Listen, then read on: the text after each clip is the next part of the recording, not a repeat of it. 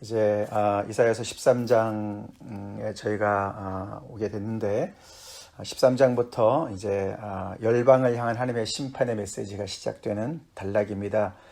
크게 두 번째 단락으로 이제 들어오게 됐습니다. 이제 열방을 향한 심판의 메시지는 13장부터 23장까지 진행이 되고 있고요.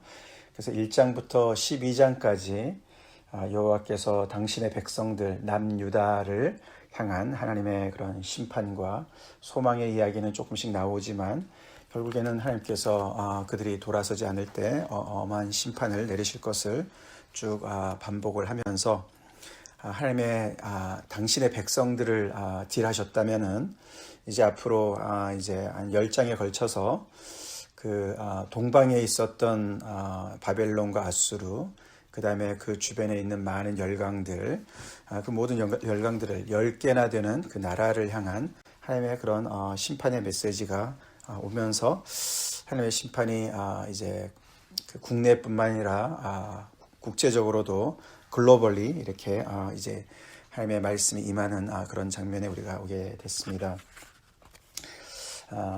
하나님은 우리 개인의 내면에만 조용히 계시는 그런 분이 아니시죠. 아니면은 우리 가정이나 우리 교회만 계시는 그런 또는 우리 나라에만 있는 국내용이 아니었습니다. 이스라엘 백성들 안에만 계시는 분이 아니셨습니다. 이분은 정말로 천지를 지으신 그런 창조주이시고 만군의 여호와이신 왕. 이 땅에는 수많은 민족들이 있고 나라들이 정말 일어났다 망하고 그랬습니다만 하늘은 하나고 그 하늘의 보좌는 하나고 그 보좌에 앉아 계시는 하나님은 한 분이시고 그분은 영원한 왕이시기 때문에 유대인들은 그런 그 정말 그렇게 글로벌하고 온전히 정말 유니버설한 우주적인 그런 하나님이 자신들의 하나님인 것을 배워야만 했었습니다. 사실 글쎄요, 비유를 든다면은 저는 이렇게 강릉이라는 조그만 시골의 출신이기 때문에 고등학교 때까지 거기서 쭉 자랐고 이제 대학생이나 돼서 이제 서울로 올라가게 됐습니다. 여러분들 혹시 그런 분 계시는지 모르겠지만 서울에 처음에 올라갔을 때 너무나 의리의리하고 대단하고 화려하고 거기 있는 사람들은 다들 잘 사는 것 같고 다 정말 똑똑한 것 같고 너무 정말 대단한 그런 어떤 그 위압감이라 그럴까요? 시골지와 서울지 이야기했지 않습니까? 마치 이스라엘 백성들이 좀 하나님께서 이렇게 자신들이 너무나 정말 미약했을 때 손을 내미신 그 하나님께서 너무나 좋긴 하지만 어떻게 보면 정말 또 거룩하신 분이시니까 그 말씀 따라 순종하는 삶을 쭉 살지 못했던 것이죠. 그래서 늘 하나님의 그 선지자들을 통해서 호통을 받고 하나님께서 정말 이렇게 너무나 무서운 그런 집안에서만 호랑이와 같은 그런 아버지 어떤 그런 피규어라 할까요? 이제 그런데 점점 더 이렇게 주변의 나라에 눈을 뜨면서 우리보다 훨씬 더 잘 살고 더 강력하고 더 정말 그런 화려한 그런 나라들을 점점 더 이렇게 접하면서 그들을 부러워하고 두려워하고 그들이 섬기는 하나님을 신들을 정말 이렇게 또 생각해 보게 되는 이제 그런 어떤 입장에 이제 이렇게 놓여 있는 것을 우리가 생각해 볼 수가 있습니다. 그래서 우리가 왜 그런 거 있잖아요. 어렸을 때는 우리 아버지가 제일 정말 태산과 같고 세상에서 최고고 모든 걸 다 잘하는데 이제 점점 더 크다 보면은 아버지도 많은 아버지 중에 한 분이시구나. 더 커서는 이제 정말 더 이렇게 의리의리하고 대단한 그런 사람들을 만나게 되면 아버지가 초라하게까지 보이는 이런 이제 그런 상황인 것이죠. 이 이스라엘 백성들이 점점 더 이제 그렇게 어떤 국제적인 어떤 눈을 띄면서 그 국제 정세가 복잡해지면서 자기들의 하나님이 초라해 보이는 상황인 것이죠. 이제 그런 어떤 그 심리적인 상태에서 하나님을 점점 더 신뢰하지 못하고 하나님께서 계속 야단 맞히시고 너네가 순종하면은 내가 다른 걸 다 책임질 테니까 너네 나만 신뢰해 라는 말씀을 정말 그럴까? 이런 생각이 드는 것이죠. 하나님께서 우리가 11장, 12장 우리가 이제 주말에 이렇게 건너뛰게 됐는데 그들의 안에서 새로운 정말 한 싹이 나오게 하셔서 그들을 완전히 회복시키실 것을 이야기하시고, 결국은 11장부터 12장까지 1장부터 12장의 첫 번째 단락이 하나님을 찬송하는 송영으로 12장에서 끝나지 않았습니까? 우리의 구원의 하나님, 그래서 그 구원의 우물에서 우리가 그 우물을 기를 것이다. 그렇게 정말 멋있게 했지만은, 과연 하나님이 그렇게 에입을 하신 분이신가? 그렇게 정말 능력이 있으신 분이신가? 하나님이 정말 이 모든 이 의리의리한 이 이방의 나라, 모든 나라들을 이렇게 정말 대단도 하고 또 정말 포악하고 정말 악랄하고 정말 강력한 이런 나라들을 어떻게 정말 감당하시나? 그냥 이빨린 그런 정말 소망만, 약속만 해주시는 거 아닌가?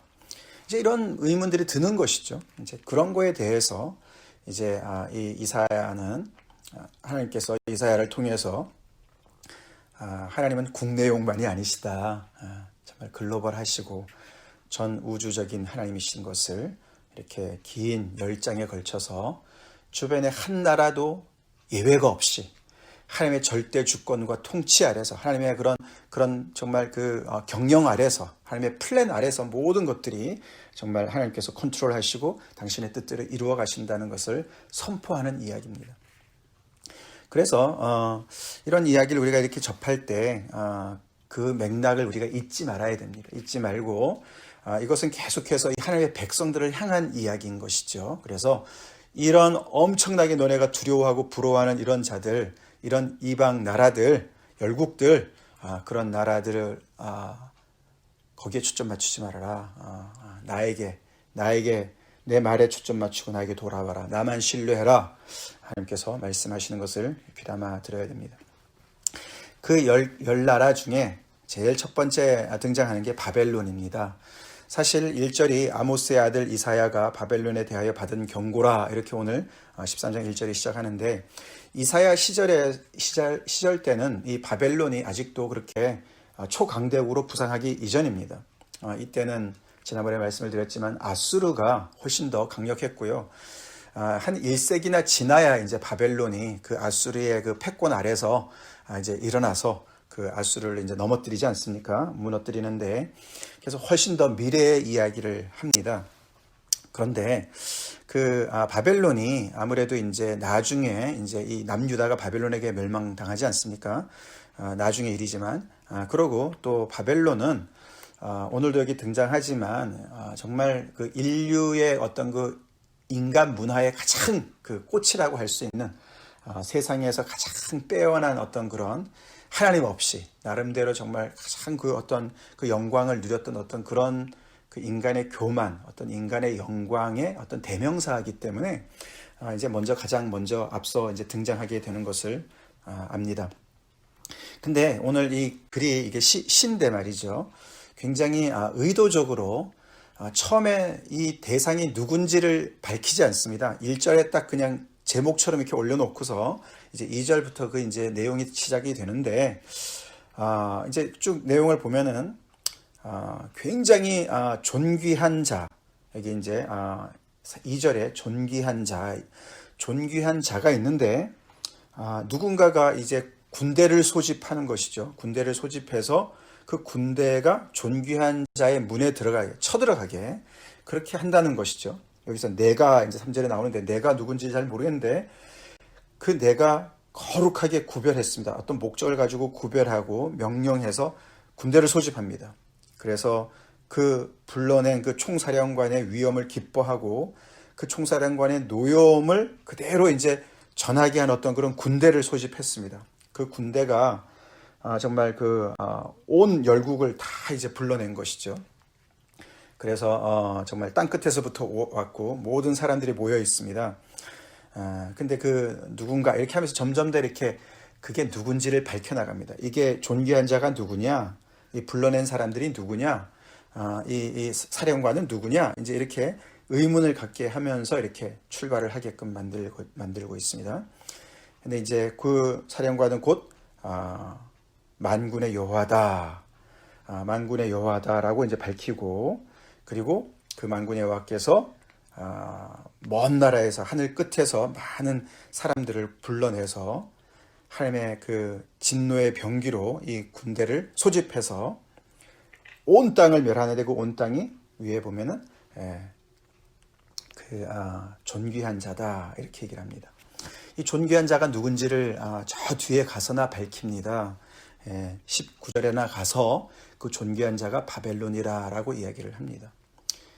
그래서 이 오늘의 본문은 의도적으로 그 존귀한 자가 누군지를 이야기하지 않으면서 스스로 존귀하다고 생각하는 존재들이 다 이 말을 듣게끔 합니다. 혹시 내가 아닌가?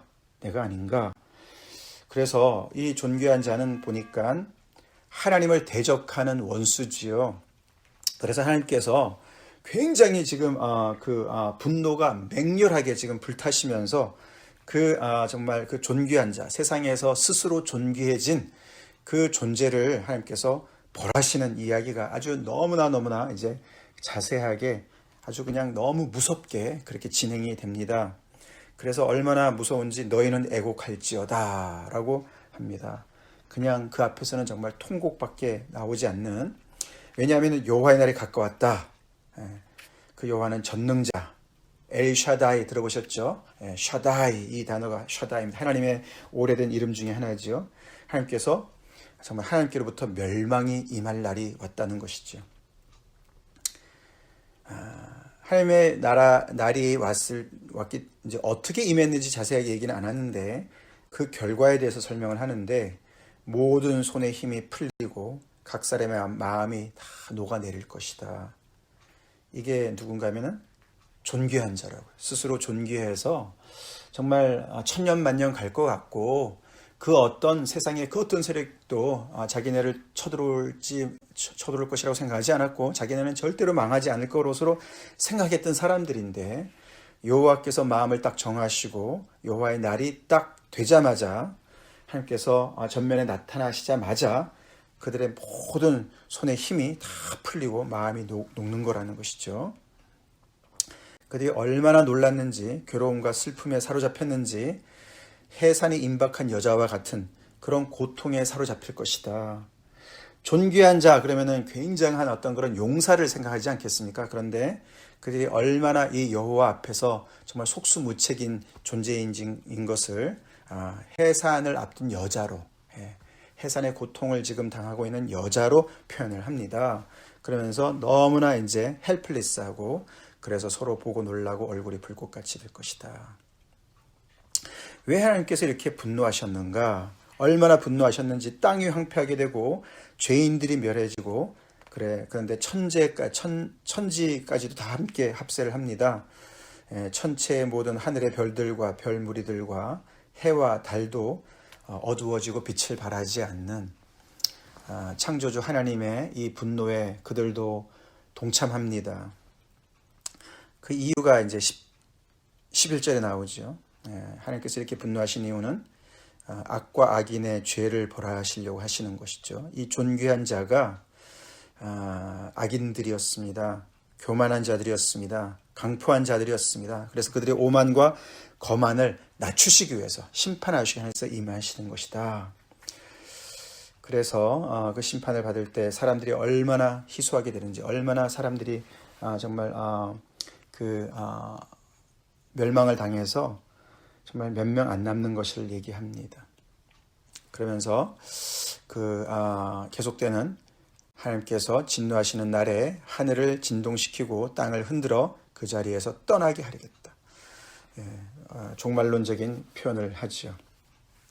하나님께서 하늘을 진동시킨다, 땅을 흔든다, 이 말은 하나님 없이 계속해서 높아진 마치 바벨탑과 같은, 바벨산과 같은 그런 인간의 모든 정말 견고하게 세운 모든 그런 정말 강력한 진을 얘기하는 것이죠. 그것을 하나님께서 흔들어 무너뜨리는, 그래서 그 기존 체제를, 기존 질서를 다 무너뜨리는 하나님의 심판을 이렇게 종말론적으로 이야기를 합니다. 자, 일방적인 싸움이죠. 하나님 앞에서 그렇게 자고했던 자들이 어떻게 반격 하나 한번 해보지 못하고 너무너무 그냥 당하는 것을 보게 되죠. 그들의 모습이 쫓긴 노루처럼, 정말 목자 없는 양처럼 그렇게 전혀 정말 어떻게 해보지 못하는 그런 초라하고 너무나 정말 연약한 그런 모습으로 다 정말 정말 피해서 자기 동족으로 돌아가는데 가면서 정말 또 죽고 또 남아있는 자들 다 죽고 그들뿐만 아니라 그들의 가족들, 어린아이들, 부녀, 자녀, 그의 아내들 다 이제 망하는 것이죠. 그의 집들 다 망한다. 아주 그냥 완전한 그런 패망을 이야기합니다. 아까도 말씀드렸지만 이 존귀한 자가 누군가가 아직 나오지 않았습니다. 그래서 앞에 이 모든 이 부분들은 굉장히 어떤 일반적인 이야기들로서 정말 하나님을 대적해서 세상에 악을 행하고 교만하고 강포한 자들 모두를 향한 그런 경고의 말로 이제 먼저 듣게 하는 것이죠. 이렇게 하나님은 이스라엘 백성들 안에서만 정말 호통치시는 그런 분이 아니신 것이죠. 정말 세상의 모든 일에서 공도를 행하시는, 의를 행하시는 그런 정말 절대 주권자 하나님이신 것을 알게 되는 것입니다. 자, 그러면서 이제 이 불림을 이제 하나님께서 불러내신 군대가 누군가가 나옵니다. 그들이 바로 메대 사람이다. 나중에 이 바벨론을 무너뜨리는 바사 제국의 아마 고레스 왕을 얘기하겠죠. 그들을 불러내서 치게 할 것이다. 거기서 나오고 그 다음에 19절에 가서야 이 존귀한 자가 열국의 영광이요 갈대아 사람의 자랑하는 놀이가 된 바벨론이다 라고 그 대상이 나옵니다. 그들이 이렇게 정말 한 시대를 풍미하고 진짜 그래서 나중에 요한계시록에 가서도 정말 인간의 모든 죄악의 정말 대명사로 등장하는 이 바벨론, 진짜 그랬답니다. 이 바벨론은 세상의 The Wonder of the World라는 그런 명칭이 붙여질 정도로 세상에 정말 불가사의한 어떤 그런 정말 제국으로서 모든 면에서 굉장히 뛰어난 그런 나라였다고 그래요. 예술과 문화와 과학이 엄청났고요. 그리고 그들의 힘이, 패권이 너무너무 대단했던 그런 사람들인데 하나님 앞에서는 정말 태양 앞에서 양초처럼 녹아져 버리는 소돔과 고모라 같이 그렇게 됐다. 그래서 그 땅이 완전히 저주를 받아서 그렇게 정말 자고한 사람들이 그렇게 정말 안식하고 그렇게 정말 기뻐서 날뛰던 모든 그런 땅이 사람들은 다 사라지고 들짐승들만 타조나 들량이나 승냥이만 거기에서 들깨나 거주하는 그런 완전히 망한 그런 나라가 될 것이다. 근데 그 날이 오래지 아니할 것이다. 하나님의 심판은 곧 올 것이다. 이렇게 이야기를 하는 것으로 끝냅니다. 네.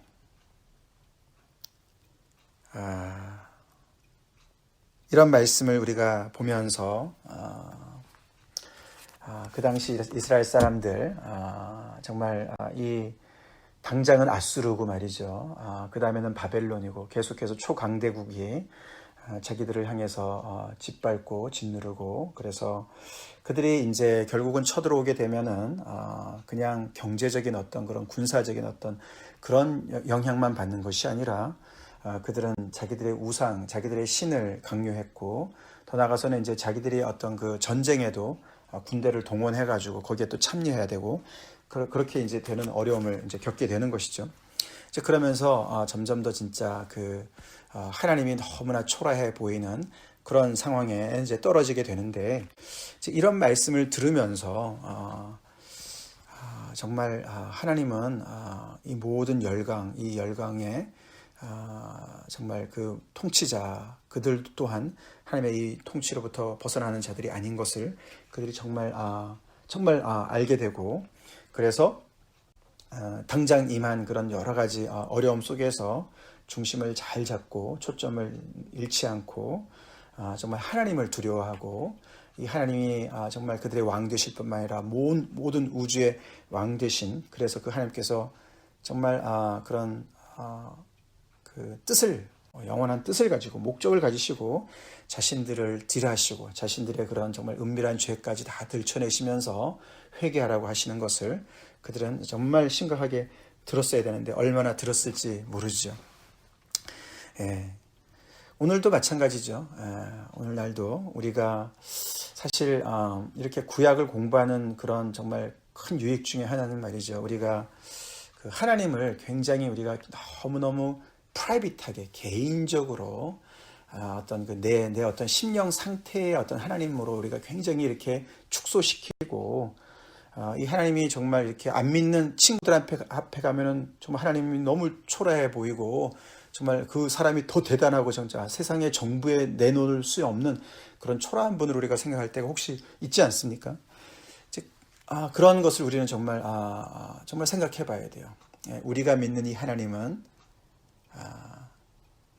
모든 세상의 모든 잘난 정말로 존귀한 자, 세상에서 인정받고 존귀한 자, 너무너무 견고해서 영원토록 흔들리지 않을 것 같은 그런 힘과 권세와 그런 세상의 자랑, 그런 높이 쌓은 그런 바벨탑, 그런 모든 것들도 이렇게 정말 한순간에 무너뜨릴 수 있는 분이신 줄 여러분 믿으십니까? 내가 믿는 하나님이 얼마나 정말 퍼블릭한, 정말 이 온 세상을 통치하시고 모든 것을 다스리시는 그런 하나님이신가? 진짜 한 분밖에 안 계시는 유일한 참 하나님인가? 그 하나님은 나도 다스리시고 구원하시고 나에게도 호통치시지만 정말 이 하나님은 세상에서도 완전히 통하시는, 전 우주에서 통하시는 유일한 참 하나님이신가? 그 하나님이 얼마나 그렇게 대단하시고 크신 분이신가를 내가 얼마나 믿고 살아가나, 이런 것들을 우리는 진짜 심각하게 고민해 봐야 됩니다. 내가 믿는 하나님 우리 스스로에게 가두지 맙시다. 이 하나님, 내가 믿는 하나님, 예수 그리스도를 통해서 우리가 알게 된 이 하나님은 정말 유일하신 참 하나님이신 것이죠. 그래서 우리는 이 하나님을 온전히 순종하고 또 이 하나님께서 이루시는 모든 일들 속에서 우리는 이렇게 정말 글로벌한 그런 마음 자세를 가지고 정말 하나님을 순종하고 그 하나님의 뜻에 우리가 정말 나아가야 되겠습니다. 이런 하나님이시니까 현재 우리가 당하고 있는 어려움들, 우리의 두려움들 능히 하나님의 뜻 가운데 다스리시고 인도하실 줄로 믿어야 되겠죠? 아멘. 다 같이 기도하시겠습니다. 하나님 아버지 감사합니다. 또 한 주간 허락해 주시고 하나님의 거룩하신 임재 앞으로 저희를 인도하신 것을 감사드립니다. 하나님 그 자리가 두렵고 또 하나님 정말 고통스러운 그런 하나님의 임재의 자리이고 거룩하심이 충만한 자리라 할지라도 하나님 정말 하나님의 그 영광의 빛 앞에 서기 원합니다. 우리의 죄악이 드러나게 도와주시고 아버지 우리의 부족함이 드러나서 화로다 나로 망하게 되었도다 그렇게 고백하는 자리 되게 하시고 이 기도의 자리가 되게 도와주시고 우리가 믿는 하나님 정말 아버지 온 세상을 당신의 뜻대로 통치하시는 능하신 하나님인 것을 한순간도 잊지 않게 도와주시고 우리 안에 가두지 않게 도와주시고 우리가 두려워하는 대상들 그 모든 아버지 세상의 잘난 존귀한 자들 바벨론과 같은 대상도 이라 할지라도 부러워하거나 두려워하지 않게 도와주시고 오직 하나님 유일하신 참 하나님만을 온전히 섬기며 순종하는 하나님의 귀한 아버지 하나님 나라의 백성으로 자녀로 오늘 하루도 당당히 살게 하여 주시옵소서. 예수님 이름 받들어 간절히 기도 올리옵나이다. 아멘.